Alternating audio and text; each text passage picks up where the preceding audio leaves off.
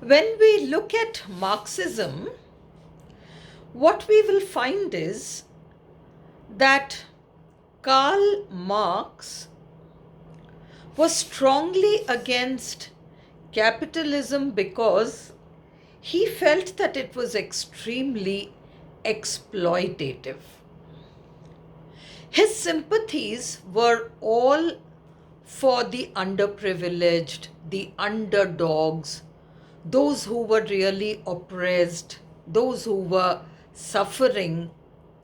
And so Karl Marx's views were political as well as economic, both. And it is not as if the Industrial Revolution and whatever was happening to peasants, that is not the sole reason why Marxism came up in such a big way, because Marxism, as we have seen earlier too, it is a left wing ideology, and we have seen that the left wing is all for the underprivileged. Let's go back even before the Industrial Revolution and let us look at the Enclosure Acts, which were a set of parliamentary acts in England. They had begun as early as 1604 and they continued right up to 1914.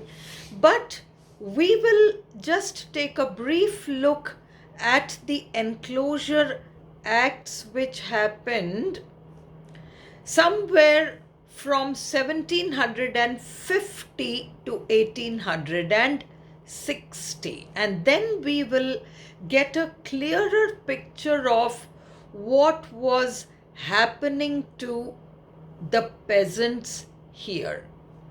Peasants all the world over were suffering, and Karl Marx and people of the Enlightenment, they all wanted a change.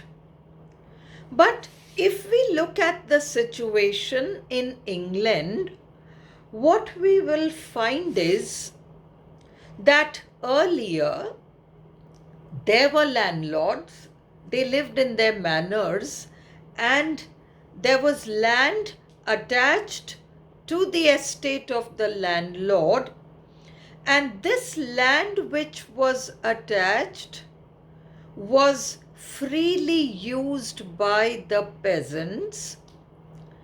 They used to, divide this land into strips. And so individual peasants would cultivate those individual strips, and somehow they were able to make a living. At least they were not homeless and landless. They had something and they managed to survive. Besides this, there was also, there were other areas such as marshes, fens, and areas like this which were collectively used by the peasant class. So what they would do is they'd collect firewood from that place, or they would pasture their animals, or whatever. Each of these, peasants could use that land freely. And so somehow life went on.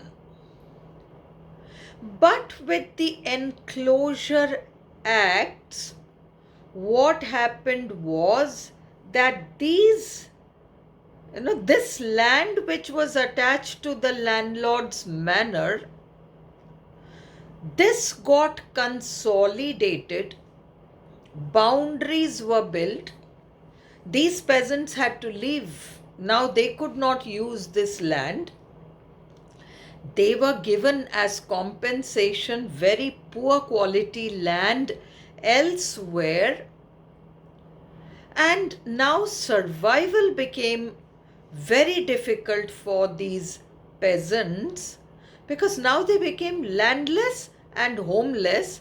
Their animals, they had that other kind of place, fens and marshes, where they used to collect their firewood. They'd, keep their animals there.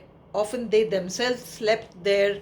They used to use that place, and now they lost access to that place too.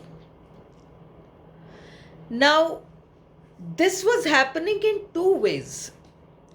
Either the parliament was passing acts such as the enclosure acts, or these rich landlords, they would initiate, they would make a bid for the land.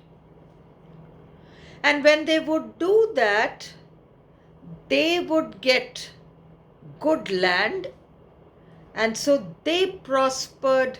They became more and more prosperous, and these poor peasants, their conditions weakened, they really suffered, and they didn't have any means of livelihood. Now they were left with only one alternative. They looked for something which could help them to survive, and by this time the Industrial Revolution and all that is happening, factories and mills. And so these people are forced to leave the villages and look to the cities, and they are going there with the hope that they will be able to survive and that life will be better. Certainly, because of these enclosure acts, the condition of the peasants had already become very bad. And so they were willing to go to the city, leaving their home and hearth, going to the city, working there as laborers. And of course, they did not own anything. They did not own the means of production, that is one thing. And they were paid a pittance, a very, very meager amount, which would just somehow help them to keep their body and souls together and come back to work the next day. That's it. This was the plight of these landless peasants who rushed to the cities. Karl Marx saw the plight of peasants all over the world, and he felt that capitalism would only help to make the rich richer and the poor poorer. But he too saw one thing. He knew that capitalism could not suddenly, be overthrown and communism brought in. That he recognized. He felt that there would have to be some kind of transformation first, so that something would wake up within this peasant class and they would realize that they were being exploited, and then there would be a rebellion from within this peasant class, and so communism would come. So what Karl Marx thought was this: capitalism would lead to socialism, and socialism would finally lead to communism. So although we use, we say Marxism, then we say socialism, then we say communism, and we tend to use these terms interchangeably, there is some difference, as Marx saw it. So, Marxism is actually an ideology which believes that capitalism is a system which exploits, and so that revolution has to happen, and that revolution has to lead to an equalizing of some sort. And so the laborers, the peasant class, the actual working class, the people who are producing, they have to be given their rightful place in society. This was Marx's views. So, what do we understand by socialism and communism? Although we tend to use these terms interchangeably, so what are those minor differences, even if we've got to understand them? When we talk of communism and socialism, let us say the means of production, whatever they may be, are owned by the state or the government.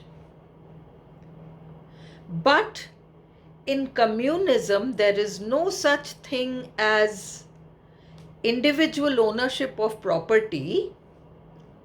In socialism, there could be individual ownership of property, but the means of production will always belong to the state or the government, never to the individual. But individuals could have property. This is there in socialism, and in communism they will not have individual ownership of property. Another thing is that communism is completely classless. It's a classless society.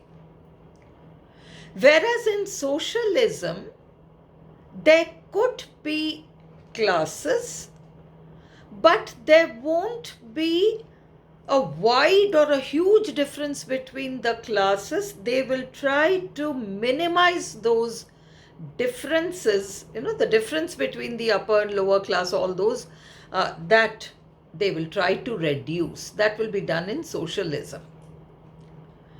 In communism, there's nothing called religion, because Karl Marx said that religion is a kind of opium. It just keeps the people hooked. It's a kind of a drug, and then people forget everything else and they just believe everything that's given to them. So he was against religion. So in communism, there will be no religion, but in socialism, it's a personal choice.